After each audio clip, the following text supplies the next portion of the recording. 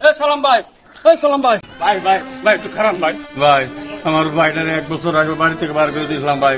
কবর বেশি আপনারা গ্রামে থাকে ভাই। আমি 1টা বছর ধরে আমার ভাইটারে দেখি না ভাই। আমার বড়টা পড়ে দিতে ভাই। ভাই আমার ভাইটারে একটু কুচ খবর লয়ে দেন ভাই। ভাই ভাই আপনি বড় হইয়া আপনি ছোট ভাইটারে কেমনে বাইতে বার করে দিলেন? ভাই রে, ছোট ভাইটারে কি বাড়ি থেকে বার করে দিচ্ছি কম কষ্টে। বাপটা মারা যাওয়ার পরে সম্পত্তি 2 ভাগে ভাগ করে দিছি। এর মধ্যে এই সম্পত্তিটা কি হচ্ছে বেশ আনাচে কানাচে খরচ করিয়া সব বিনাশ করে দিছে।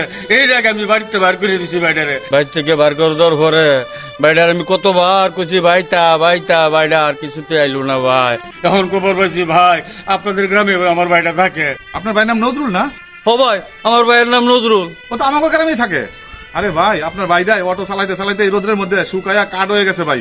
বাচ্চাটাও অসুস্থ, শুনছি চিকিৎসা করানোর লেগে কত জায়গায় দৌড়েছে ভাই। টাকা পয়সার অভাবে ভাই বাচ্চাটারও চিকিৎসা করতে পারতেছে না। হাই হাই আমার বাইরে এত কষ্ট আছে ভাই।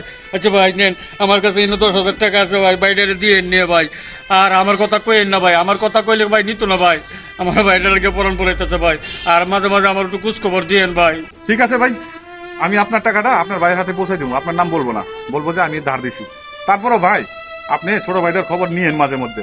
অনেক কষ্টে আছে ভাই। রাগ ভাই কয়দিন, ঠিক হয়ে যাবে একদিন। ঠিক আছে ভাই, হ্যাঁ ভালো থাকেন ভাই, আমি পৌঁছাই দেবো ভাই, টেনশন করেন না। হে আল্লাহ, আমার বাইরের বাড়িতে ফিরে আনার ব্যবস্থা করে দেন আল্লাহ।